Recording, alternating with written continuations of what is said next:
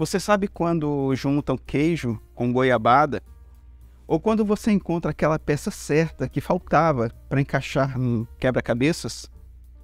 Eu não estou falando de romance não, mas a situação que eu acabei de dizer reflete bem também o que aconteceu nos primórdios da administração. Frederick Taylor e Henry Fayol eram contemporâneos. Enquanto Taylor era americano, Fayol, apesar de nascido em Constantinopla, era cidadão francês e foi na França que ele desenvolveu a sua teoria. Na primeira parte desta aula sobre as escolas clássicas da administração, nós vimos como Taylor iniciou os estudos da administração em bases científicas. Agora nós vamos conversar um pouco sobre um movimento paralelo àquele iniciado por Taylor, mas que teve lugar na Europa e que abordou outros aspectos da empresa, como por exemplo da sua organização. Escola da Gerência Administrativa. É sobre este assunto que nós vamos tratar hoje. Meu nome é Kleber Ximenes e seja muito bem-vindo ao canal Administrando.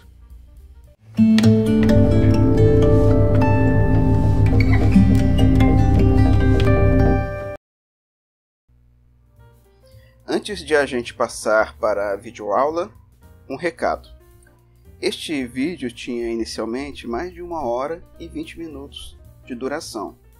Entretanto, devido a um feedback, eu decidi separar a videoaula em 2 partes para ficar mais confortável para você. Desse modo, ao chegar ao final do vídeo, você terá acesso a um card que te levará à continuação desta aula. Mas também deixarei um link na descrição para você não ter dificuldade nenhuma para localizar o material. Fique à vontade para comentar no vídeo e deixar suas sugestões.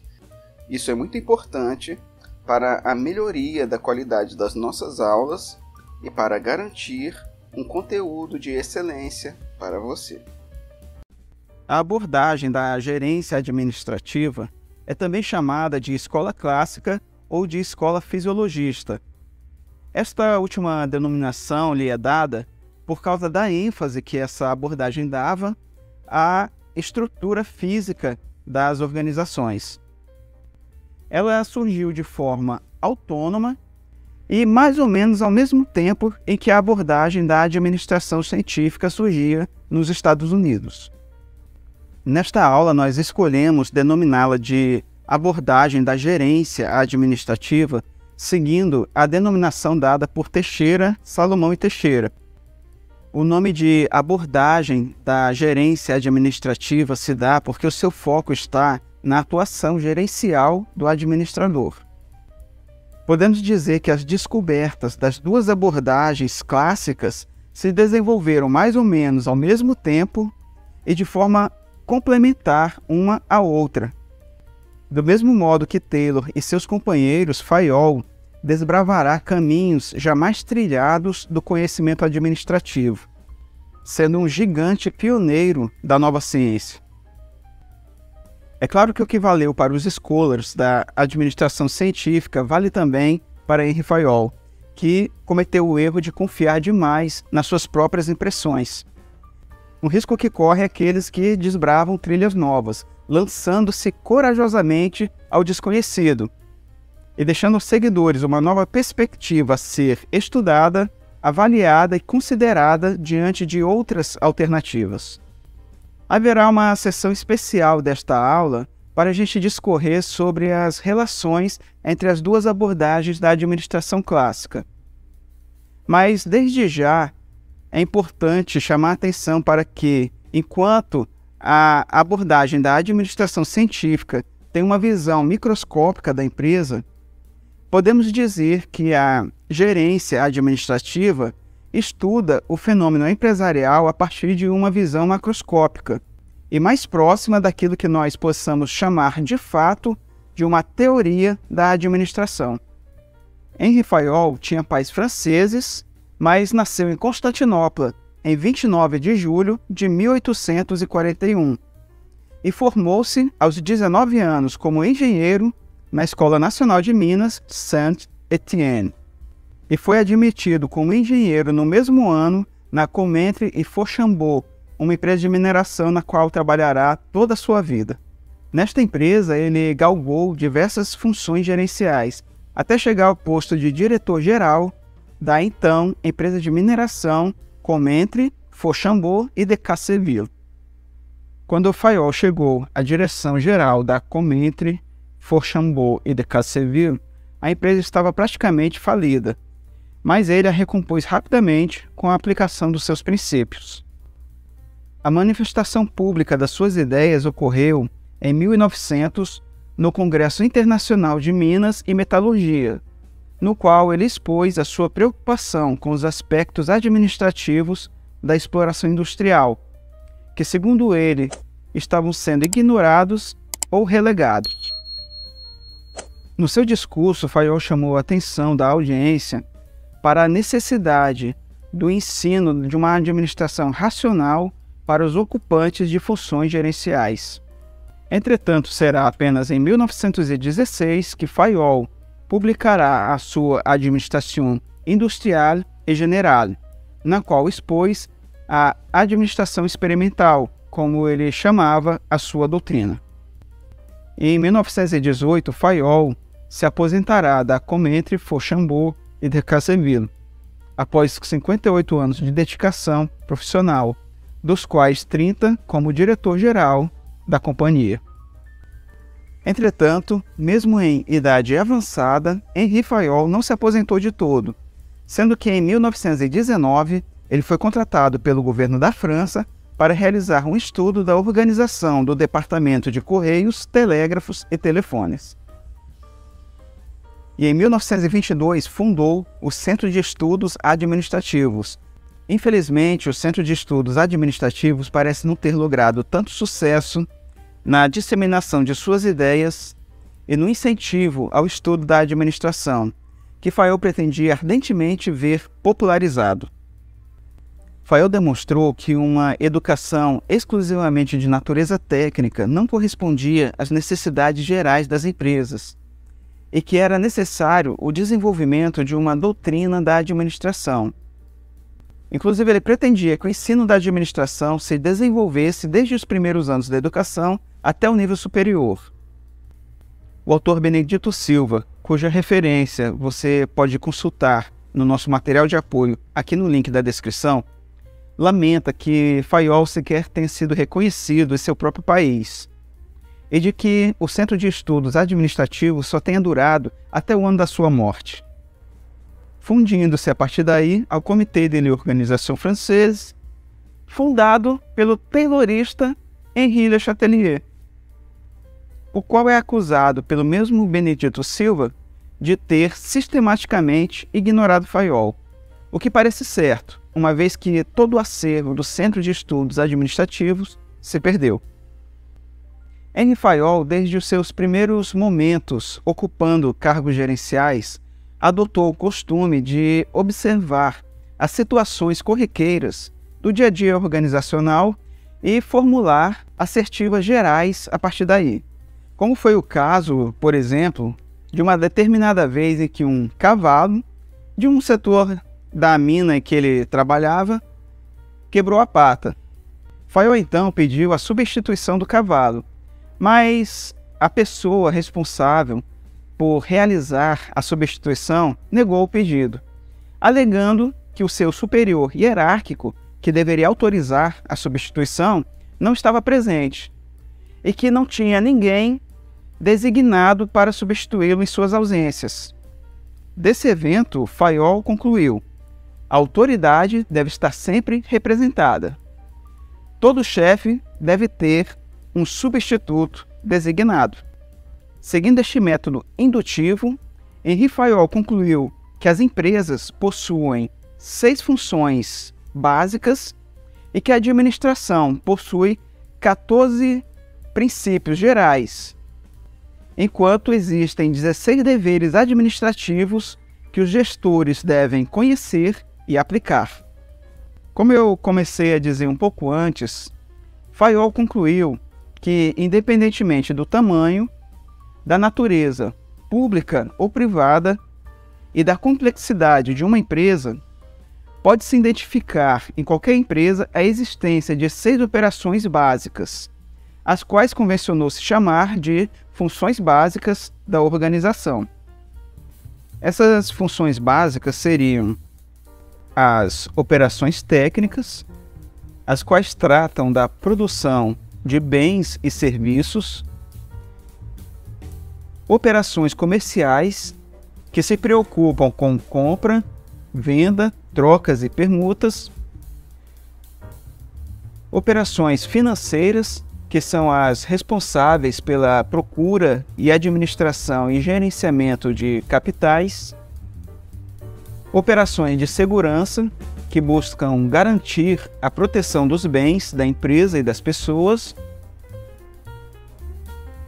operações contábeis, que são as que cuidam dos registros contábeis, inventários, balanços, contabilidade de custos e levantamentos estatísticos.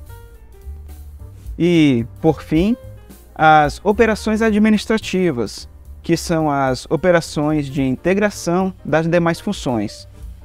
Consistem em planejar, organizar, comandar, coordenar e controlar pessoas, esforços, recursos e resultados para o atingimento dos objetivos da organização.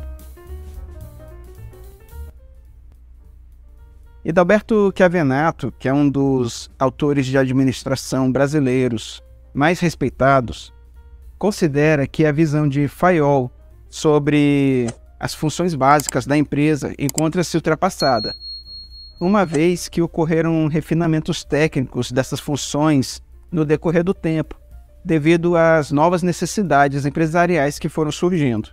O mesmo Chiavenato chama atenção, por exemplo, para o surgimento da área de gestão de pessoas, uma função que, apesar de não ter sido totalmente ignorada pelos pioneiros, jamais alcançou em seu tempo um status de individualidade. Mas mesmo que as funções consideradas básicas para Fayol tenham sofrido ao longo do tempo atualizações e adaptações às novas realidades das empresas e à crescente complexidade das organizações, seus enunciados deram aso para que autores clássicos posteriores desenvolvessem conceitos como, por exemplo, o da departamentalização, como uma forma de especialização horizontal da organização. Conceito de administração. Como nós vimos anteriormente, dentre as funções da organização encontram-se as operações administrativas ou função administrativa. Para Fayol, a função administrativa é composta pelos elementos prever ou planejar, organizar, comandar, coordenar e controlar. Cada um desses elementos nós vamos examinar melhor a seguir. Prever ou planejar. Nas palavras de Fayol, prever é, ao mesmo tempo, levar em conta o futuro e prepará-lo. Desse modo, nós podemos dizer que prever é o exercício de se tentar antecipar o futuro com a máxima aproximação. E, em consequência do resultado deste exercício, desenhar um programa de ação. Este programa, óbvio, precisa ter algumas características que favoreçam este sucesso. E são essas características que a gente vai ver agora a seguir. A primeira característica necessária para o sucesso de um programa é a unidade. Apesar de ser desejável que o programa seja subdividido em quantas partes forem necessárias para lhe facilitarem a operacionalização nos departamentos especializados, o programa de ação deve ser único. Não pode conviver com o outro em igual hierarquia e com o mesmo propósito, pois ser-lhe-ia concorrente e daria uma direção incerta para a organização. Já a segunda característica para que um programa tenha sucesso é a continuidade. Pela característica da continuidade, o programa não deve sofrer interrupções. Um programa deve suceder ao outro, sem que existam intervalos. Desse modo, antes de terminar-se a validade de um programa, outro deve ser preparado e estar pronto para entrar em vigor no mesmo momento do término da validade do programa agora extinto. Em seguida, nós temos as características da flexibilidade e da precisão. Pela característica da flexibilidade, o programa deve ser aberto o suficiente para se moldar às mudanças ambientais. Ou seja, na ocorrência de mudanças significativas no ambiente de negócio da organização, o programa ele deve ser facilmente adaptado à nova realidade. Já pela característica da precisão, o programa deve buscar a máxima aproximação em relação ao futuro. Quanto menor o horizonte mirado, portanto, maior será a precisão. Bom, estas foram as 4 características necessárias para o sucesso de um bom programa de planejamento. Nós vamos seguir agora com os elementos da função administrativa de FAIOL. E o próximo elemento, como nós já vimos anteriormente, é organizar. Sobre o elemento organizar, FAIOL escreveu que organizar uma empresa é muni-la de tudo que é necessário para o seu funcionamento: material, instrumental, capital e pessoal.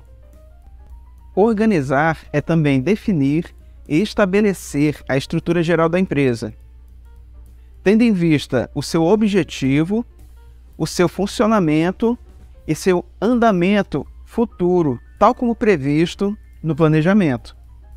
É também conceber e criar as estruturas de todos os serviços que compõem a empresa, tendo em vistas as atribuições de cada um. Podemos também dizer que organizar é dar forma ao todo e a cada minúcia dar o seu lugar. É elaborar moldura e dentro dela colocar o conteúdo que lhe estava destinado. E como se já não bastassem as definições que eu dei anteriormente, podemos dizer ainda que organizar é assegurar uma exata divisão do trabalho administrativo, dotando a empresa somente das atividades consideradas essenciais e determinando cuidadosamente a esfera de atuação de cada uma dessas atividades. Na organização, portanto, se traduzem em fatos os princípios teóricos do planejamento. Ou seja, a organização é consequência do planejamento. É a disposição de estruturas especializadas, pessoas e recursos de modo a melhor atenderem aos objetivos estabelecidos no programa de ação. Agora que nós terminamos de conversar um pouco sobre organização, nós vamos tratar do elemento comando.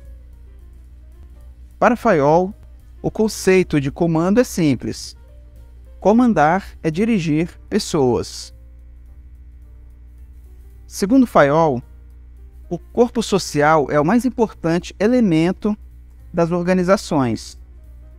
De modo que, até quando FAIOL pensa na função administrativa, ele pensa em termos de corpo social, ou seja, de pessoas. Podemos dizer que comando é uma função atribuída a todos os detentores de chefia de uma organização em relação às suas equipes, e cuja finalidade é se obter o melhor aproveitamento possível de cada um dos membros da equipe, de modo a se alcançar os objetivos determinados no planejamento. Quando se fala de comando, logo percebe-se que essa função envolve o exercício do papel de liderança, sobre o qual FAIOL entendia que exige os requisitos essenciais que nós vamos ver agora. O primeiro, ter um conhecimento profundo do seu pessoal. O segundo, eliminar os incapazes. O terceiro, conhecer perfeitamente os convênios que regem as relações entre a empresa e os seus agentes. O quarto, dar bom exemplo. Quinto, inspecionar periodicamente, com auxílio de quadros sinóticos, o corpo social. Sexto, reunir em conferências os seus principais colaboradores. Sétimo, não se deixar absorver pelas minúcias. E oitavo, fazer com que reinem entre o pessoal a atividade, a iniciativa e a abnegação. Coordenação. Coordenar para Fayol é o ato de harmonizar todos os esforços organizacionais. Já para Silva, e você já sabe, todas as nossas fontes estão aqui no link da descrição, considera que coordenação é a função administrativa mais proeminente, já que ela imprime unidade de ação às atividades de uma multidão de pessoas. Desse modo, a coordenação parece-nos ser a função administrativa mais próxima da ideia de uma missão organizacional.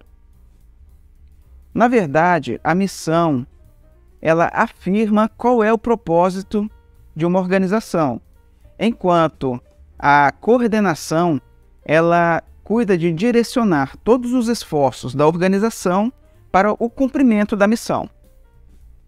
A teoria fayoliana da coordenação afirma que esta função opera por meio de duas vias, a da organização e a da devoção.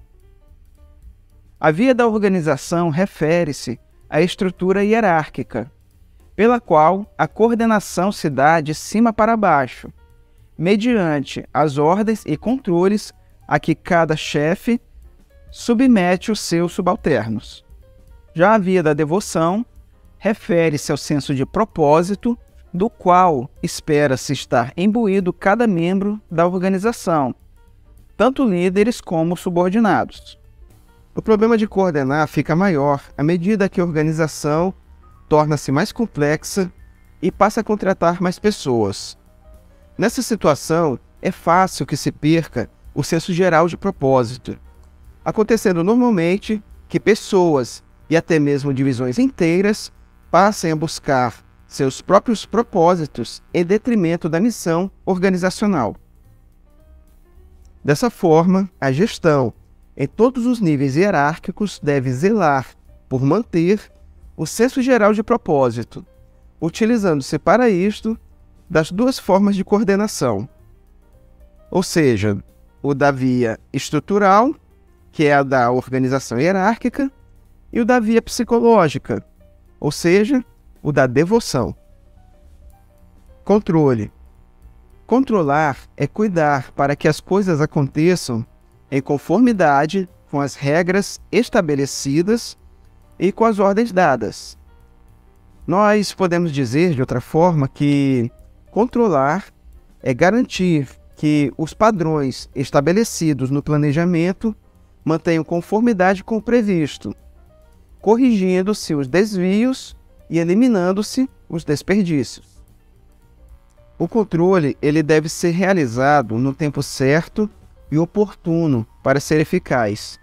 Do contrário, ele terá caráter meramente documental, ou seja, de simples registro das ocorrências e dos prejuízos resultantes. Essas 5 funções que nós acabamos de ver são das primeiras coisas que são aprendidas nos cursos de administração, sob o anagrama de POCCC. E, apesar de já estarem ultrapassadas na visão de Hidalberto Chiavenato, elas podem ser facilmente memorizadas e aplicadas com sucesso em empresas de menor complexidade. E mais, essas 5 funções estariam distribuídas em todos os níveis hierárquicos da empresa, embora elas se concentrem mais nos níveis hierárquicos superiores. Princípios gerais de administração de Fayol. Henri Fayol enumerou 14 princípios gerais de administração, cujos conceitos que nós veremos a seguir são baseados em Chiavenato e em Teixeira, Salomão e Teixeira. E como você já sabe, todas as nossas referências estão disponíveis aqui no link da descrição do vídeo. O primeiro princípio é o princípio da divisão do trabalho. Trata da divisão de tarefas entre pessoas e órgãos especializados. É uma realidade que pode ser observada mesmo na natureza, sendo que criaturas complexas possuem órgãos especializados para cumprir funções biológicas diferentes. O mesmo ocorre com as sociedades humanas. Quanto mais complexas, mais diverso é o corpo social e maior a quantidade de órgãos especializados que se desenvolvem para atender a todas as necessidades que surgem. Nas organizações, as tarefas são, da mesma forma, distribuídas a departamentos e seções e outros órgãos da estrutura, cada qual responsável por uma gama limitada de operações. Do mesmo modo, os empregados também são limitados a uma certa quantidade de tarefas e autonomia ou poder de iniciativa. A especialização tem por finalidade aumentar a eficiência dos esforços individuais para se alcançar por aí a maior eficiência do todo. Autoridade e responsabilidade. Autoridade é o direito de dar ordens e o poder de fazer-se obedecer. A separação entre os termos direito e poder aqui correspondem à autoridade formal. Manda quem pode, ou seja, manda aquele que recebeu da organização formal o direito de mandar. Este direito está restrito à posição formal da pessoa na hierarquia, dentro dos seus limites de autoridade. O poder de fazer-se obedecer é dado pela permissão que o chefe tem para impor sanções aos subalternos insubordinados. Complementarmente, existe a autoridade pessoal, que está ligada às características morais do chefe, entendidas como valores por seus subordinados e que desperta nos subordinados respeito em relação ao chefe. Já a responsabilidade, por sua vez, é o dever de prestar contas que recai sobre o chefe em relação aos seus atos de autoridade. O exercício da autoridade pelo chefe deve ser avaliado por seus superiores, responsabilizando por desvios indevidos. Disciplina. A disciplina verifica-se pela ordem do ambiente e pelo comportamento das pessoas. É fruto da obediência às normas e acordos. Unidade de comando. Por este princípio, segundo Chiavenato, cada pessoa deve receber ordens apenas de um único superior. É o princípio da autoridade única. Unidade de direção. Sobre o princípio da unidade de direção, novamente nós vamos fazer uso das irreparáveis palavras de Chiavenato. Todas as atividades direcionadas a um único objeto devem ser coordenadas por um único plano e por um único responsável. Subordinação dos interesses individuais aos interesses gerais. Este princípio tem muito a ver com a função de coordenação, que leva a todos em direção aos objetivos da organização. Como a empresa contrata pessoas para que essas colaborem para o atingimento dos objetivos organizacionais, conclui-se daí que todos os esforços devem convergir para os interesses gerais da empresa. Interesses individuais, mesmo que envolvendo os objetivos setoriais, por exemplo, como o atingimento de metas de redução de estoques que conflitem com os pedidos de vendas, ou promessas de prazos de entrega além da capacidade operacional, devem subordinar-se ao plano de ação. Do mesmo modo, devem ser consideradas a realização de cursos e programação de férias e coisas semelhantes. Remuneração do pessoal. A remuneração do pessoal é a retribuição paga ao trabalhador pelo serviço prestado à empresa. Deve satisfazer tanto os empregados como a empresa, pois o desequilíbrio nessa equação provocará a insatisfação do empregado, refletindo-se, por exemplo, na disciplina, na qualidade da produção, na rotatividade do pessoal, etc. Ou poderá colocar em risco, inclusive, a própria saúde financeira da empresa. Em ambas as situações de desequilíbrio, todos saem perdendo. Centralização. A centralização refere-se, conforme Chiavenato, à concentração da autoridade no topo da hierarquia da organização. Quanto mais complexa a organização, entretanto, exige-se um certo grau de desconcentração, ou seja, delegação da autoridade a órgãos e pessoas que facilitem e tornem mais ágil a tomada de decisões, proporcionando à organização rapidez às respostas às situações que necessitam de atenção imediata. O grau de centralização deve atender às circunstâncias próprias de cada organização e deve ser determinada de modo a gerar o melhor proveito para a empresa. Cadeia hierárquica. A cadeia hierárquica é a sequência de níveis de autoridade que a gente pode encontrar em uma organização. Nela, a comunicação deve fluir seguindo a linha de autoridade que vai do topo para a base da organização. A própria estrutura organizacional constitui uma cadeia de comando que estabelece uma linha de autoridade que interliga as posições da organização e que define quem se subordina a quem. Ordem. Esse princípio geral de administração é dividido em duas ordens, a material e a humana.